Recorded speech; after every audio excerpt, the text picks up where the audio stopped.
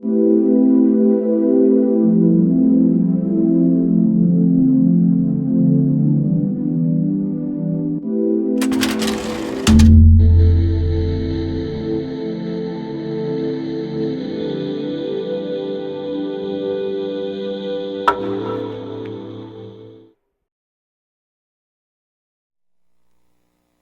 tardes.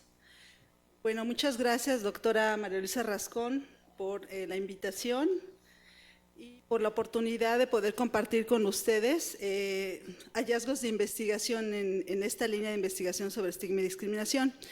En esta ocasión voy a hablar sobre las dimensiones psicosociales de la recuperación, pero bueno, mucho me voy a basar en el estudio sobre estigma, porque se sabe que pues, es la principal barrera para la atención y la recuperación de las personas con padecimientos psiquiátricos.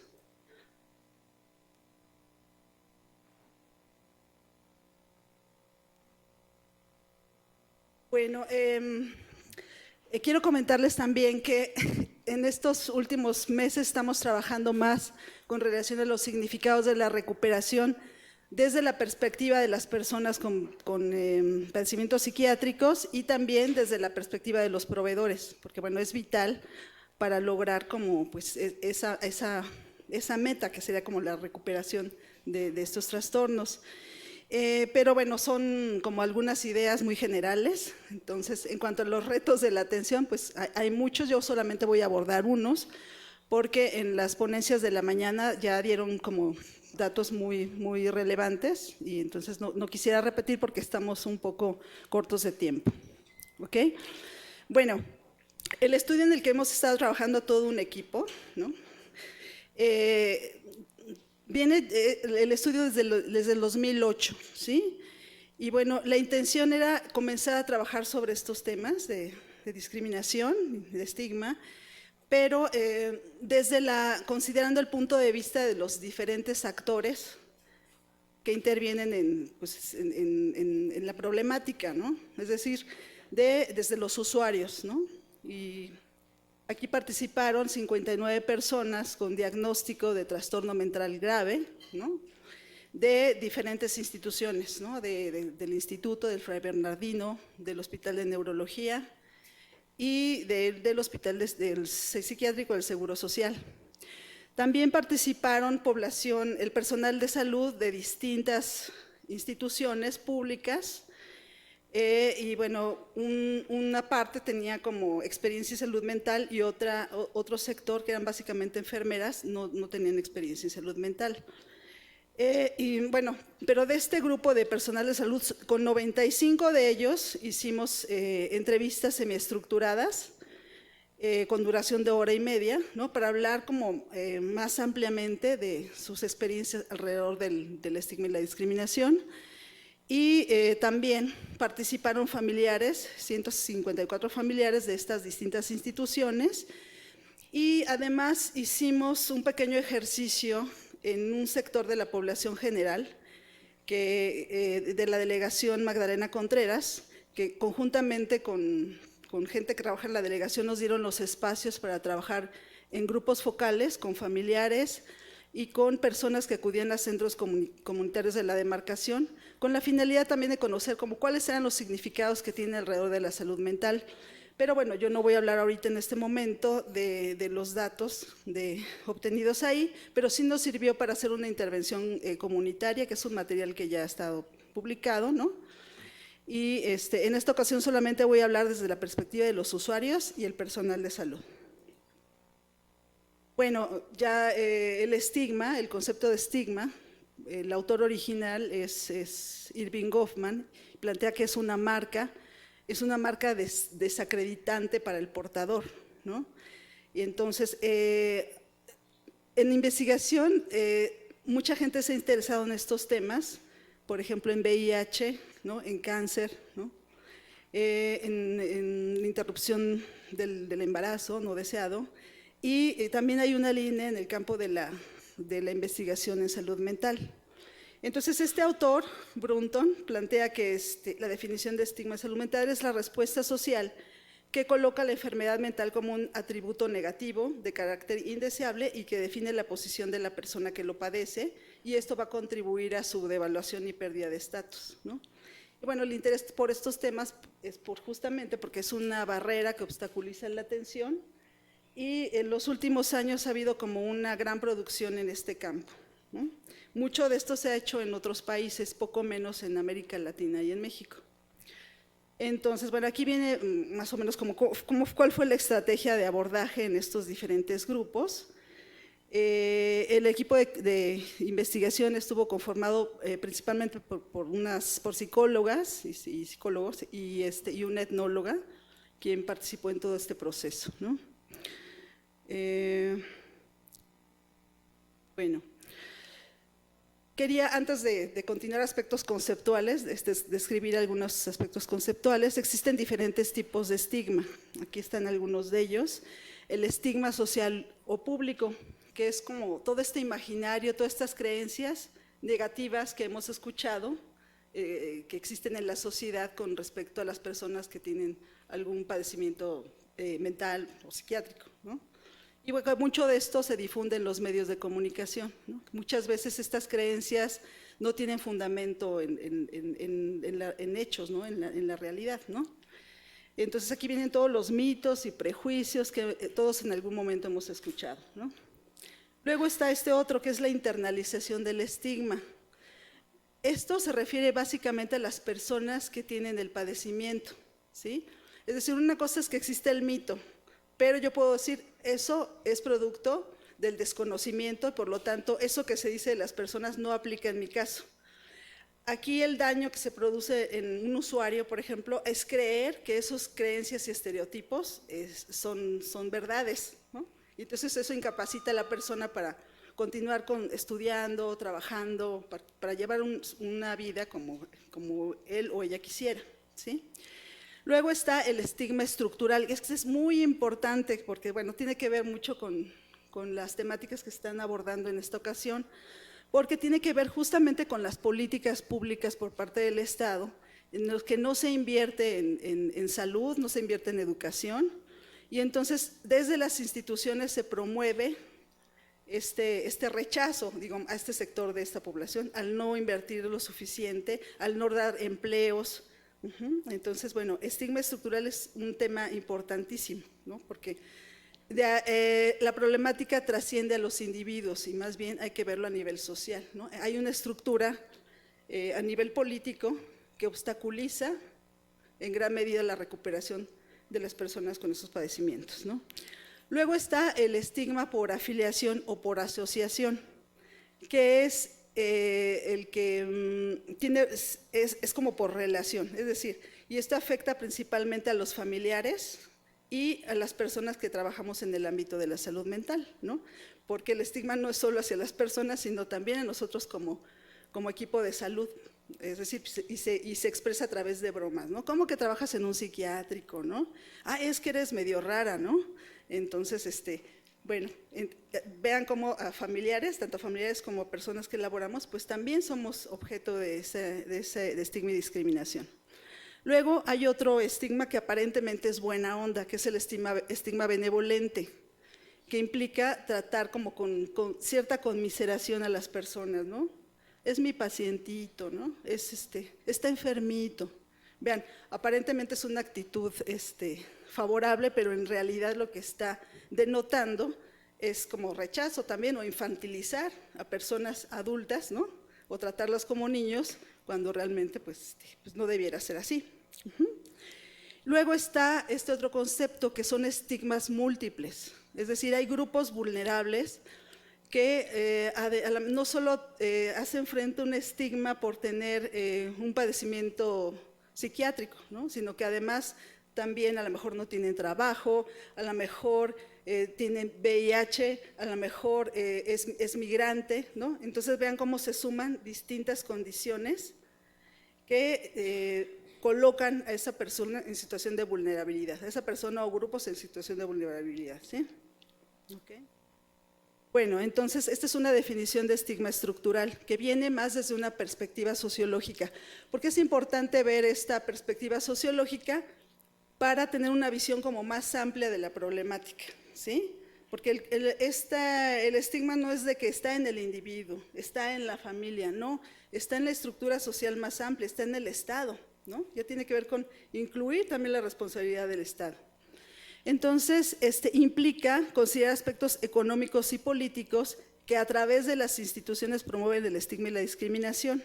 Por ejemplo, a nivel legal, ¿no? Las leyes que inhabilitan a personas a tener ciertos derechos, ¿no? Como votar, tener un trabajo. Entonces, esto es lo que tiene que ver con la internalización del estigma. Este autor Watson plantea que para que se dé esta internalización del estigma tienen que ocurrir tres cosas, ¿no? Uno, primero ser consciente de esos mitos y creencias erróneas hacia la enfermedad mental, ¿no? El otro momento es cuando el usuario está de acuerdo con eso. Sí, sí es cierto, las personas que tienen un padecimiento a lo mejor no lograrán un trabajo, ¿no? Y la otra es cuando la persona lo aplica a sí misma, ¿no? Que decir, no voy a buscar trabajo porque nadie le quiere dar trabajo a las personas con un padecimiento psiquiátrico. Este es el momento más dañino, porque yo ya estoy aplicando esas creencias erróneas a mi persona y eso va a ser un obstáculo para que yo salga adelante, ¿no? Entonces, no todas las personas que tienen un padecimiento psiquiátrico internalizan esas creencias falsas, ¿no? Hay un sector que dice, sí, es cierto, en los medios de comunicación todo el tiempo se habla de estas ideas, pero eso yo no lo aplico a mi persona porque yo estoy haciendo un esfuerzo por salir adelante, yo estoy yendo a mi lugar de tratamiento, yo quiero seguir estudiando, quiero retomar mi vida, ¿sí? Entonces hay un sector que es el más fortalecido que no asume esas ideas erróneas. Hay otro sector que sí es más vulnerable, que pues lamentablemente es ahí donde tenemos que incidir. Bueno, les decía que nos interesa mucho al equipo seguir trabajando en los temas de recuperación. Pero es este enfoque que nos interesa. A lo largo de toda esta sesión se está hablando de los nuevos paradigmas, ¿no? El paradigma que a nosotros nos interesa es que es más psicosocial, ¿no? Más el que viene desde la perspectiva de la persona, ¿sí? Porque el paradigma tradicional de recuperación es más clínico, ¿sí? Y esto, pues los compañeros que están en el área de psiquiatría, ¿no?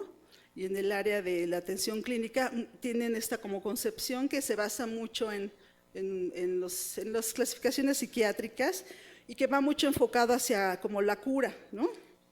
Y muy focalizado en la disminución y remisión de síntomas, que también es importante para que una persona logre este propósito, ¿no? De recuperación.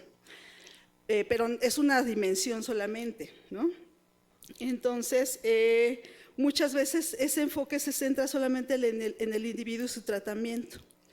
Entonces, este otro enfoque que se ha estado desarrollando desde los 70s, ¿no? Y que comparten varios países que tienen programas ya con mayor experiencia sobre estigma y discriminación, van mucho orientarse hacia la experiencia de las personas, ¿no? Y bueno, mucho el énfasis son los derechos humanos. Quiero decir que este movimiento surge desde los activistas, es decir, personas que tuvieron alguna experiencia, algún padecimiento psiquiátrico, que empezaron a unirse y empezaron a dar su voz alrededor de la experiencia. Entonces, desde este enfoque, la recuperación es un proceso continuo, no es un proceso estático, ¿sí? Y mucho le da el peso al contexto sociocultural y a las comunidades, ¿no? Entonces, bueno, ya en los últimos años existen revisiones a nivel de investigación desde distintas disciplinas que están buscando orientarse más en esa dirección. Claro, esto no quiere decir que lo clínico también es importante, ¿no? Es importante este enfoque clínico y el énfasis también en la remisión de síntomas es un componente, pero no se limita toda la recuperación solamente a esa área, ¿no?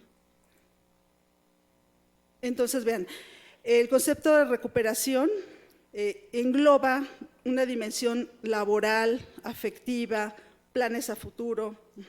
Depende tanto de condiciones externas como de factores internos, como son el autoconocimiento de la enfermedad, la transformación de sí mismo, reconciliación con la sociedad y desarrollo de relaciones interpersonales. Vean cómo también le da mucho el peso a los contextos. Y que, bueno, quizá el momento difícil en que una persona es diagnosticada, a lo mejor cuesta trabajo, tiene un impacto, pero la persona dice, no, le voy a dar un sentido a esta experiencia y yo tengo planes, proyectos a futuro. Y bueno, en esa línea va como el concepto de recuperación. Estos autores en el 2010, les digo que es más o menos, este enfoque es relativamente nuevo, identifica 5 dimensiones de la recuperación. Una que es la clínica, la funcional, física, social y existencial, ¿no? Entonces hay más cosas en lo que en este concepto de recuperación. Y bueno, aquí esta es una revisión desde el área de trabajo social, donde identifican estas 3 dimensiones de la recuperación. Una que habla del fortalecimiento y control de la propia vida. Y bueno, el enfoque va mucho en las fortalezas, en los recursos de la persona, el empezar a generar identidades positivas, donde se trasciende, ¿no? La persona puede tener esquizofrenia, pero no se limita la enfermedad a eso, ¿no? O sea, la persona es alguien que tiene posibilidades de ir más allá, ¿no? Y bueno, en esto justamente las intervenciones antiestigma van dirigidas como a reducir o a eliminar, erradicar el impacto del estigma.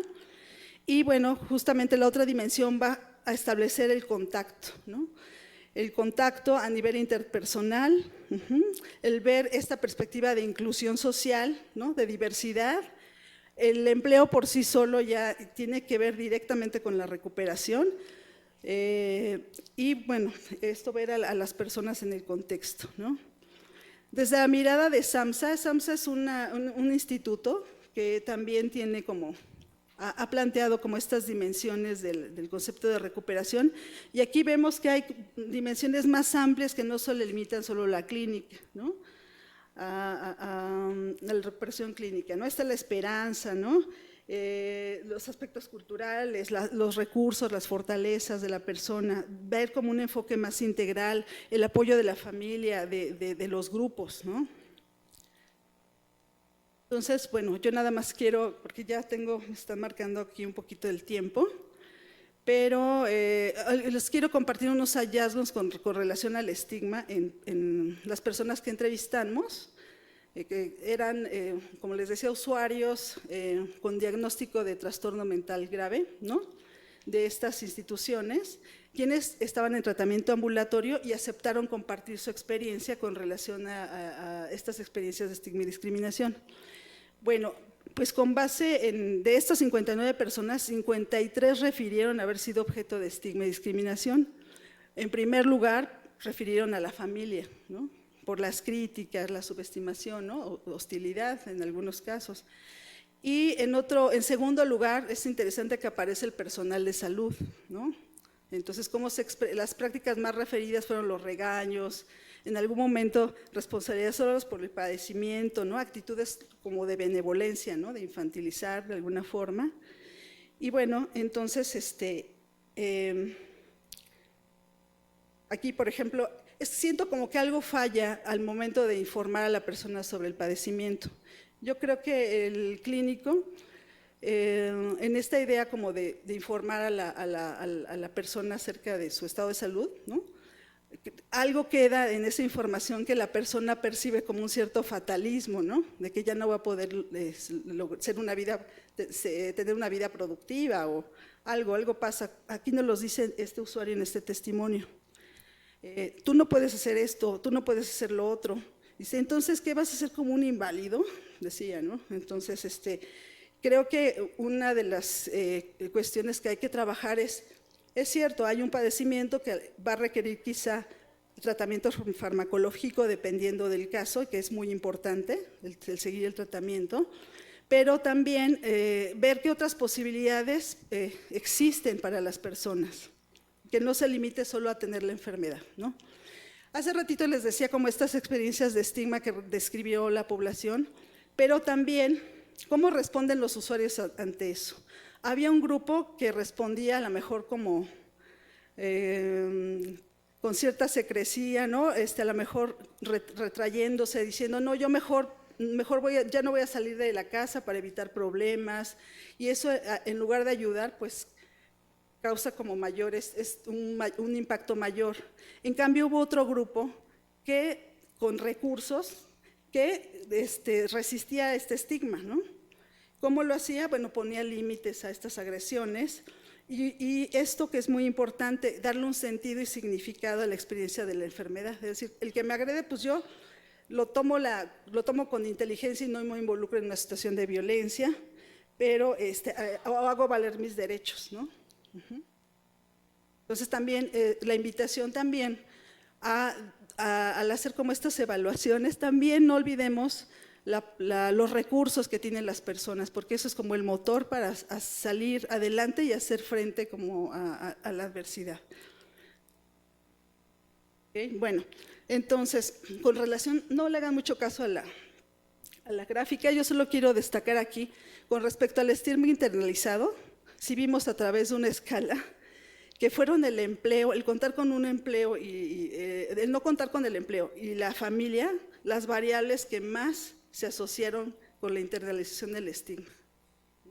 Esto es que la persona se siente más afectada por esta situación, introyecta estos mitos y creencias a medida que percibe mayor impacto a nivel del empleo y en la familia. ¿Okay? Y bueno, estos son como algunos testimonios de cómo lo vive las personas que nos compartieron su experiencia, ¿no? Y bueno, aquí, dado que este Día Mundial de la Salud se dedicó a la cuestión del empleo, ¿no? Pues también debiera haber como un convenio para poder brindar como estos recursos de apoyo a las personas que han pasado por una experiencia así. Pero no se trata solo de darles un trabajo que los vaya relegando, ¿no? Como decía en este caso, a raíz de mi enfermedad, como que me iban rezagando en el trabajo porque no confiaban en mí, sino brindar a lo mejor los recursos para que esa persona pueda continuar teniendo una vida productiva a nivel laboral, ¿no? Dependiendo de los casos. Pero bueno, yo creo que la presentación anterior, ojalá y ese programa ayude a generar esos espacios, porque el empleo por sí mismo tiene incide directamente en la recuperación. Y bueno, estos son como algunos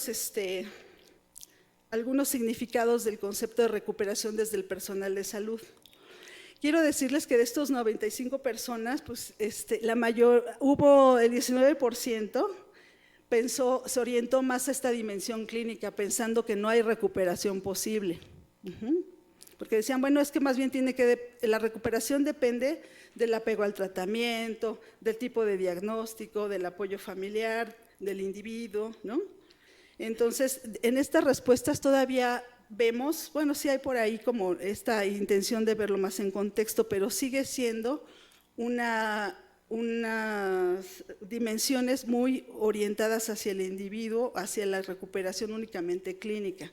Entonces, nuestro desafío sería como ampliar, ubicándonos más en estos paradigmas de recuperación, pero desde este enfoque que le da más peso a los contextos.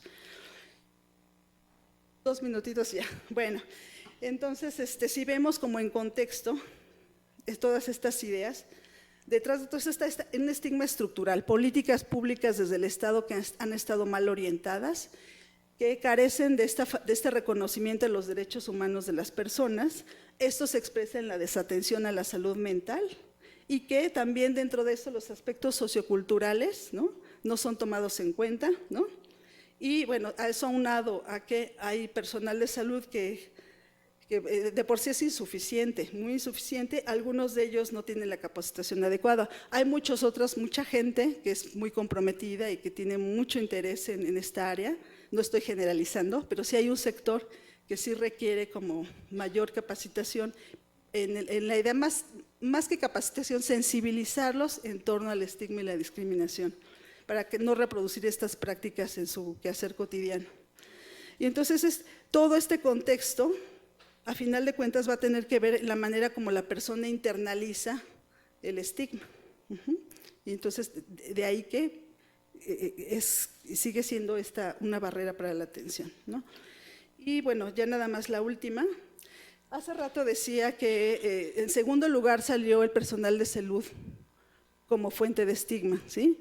Pero también, como les decía, hay personas comprometidas. Aquí tenemos un médico tratante que tiene otras formas de abordaje, ¿no? Y que dice, bueno, no es tratar de perder la calma, sino buscar recursos, y a veces lo que trato es enganchar al paciente, entenderlo, hacerle sentir que siempre hay una opción y hay que seguir buscándole. Veo como qué recursos tiene la persona y a partir de eso como que logra hacer una alianza terapéutica.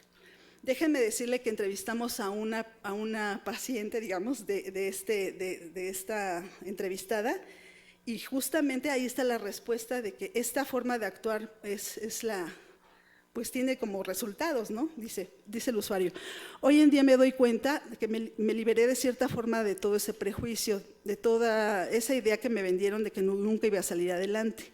Entonces la doctora me hizo reflexionar y dije, ah, caramba, entonces, ¿qué onda? Entonces puedo y voy a salir adelante, y por eso es que sigo aquí con ella. Yo creo en ella, confío en ella. Es decir, la médico tratante está viendo esos recursos. Entonces, la idea o el reto para la atención debiera ser ese, ¿no? Tener como un trabajo colaborativo, trabajar con las familias y, claro, esta evaluación clínica es importante, pero también esta mirada en los recursos de las personas, ¿no? Y entonces yo creo que eso ayudaría mucho a lograr como esta meta, ¿no? De erradicar el estigma. Nosotros, quiero decirle, como resultado de toda esta investigación, hicimos este material que tengo aquí, que va dirigido al personal de salud del primer nivel de atención, en esta idea de erradicar estas prácticas de estigma y discriminación, ¿no? Bueno, decía Einstein, ¿no? Que es más fácil destruir un átomo que un prejuicio, ¿no? Pero bueno, esta es nuestra pequeña labor que estamos haciendo para tratar de aplicar resultados de investigación en acciones concretas. Bueno, es el equipo de investigación: Natalia, Miriam Ortega,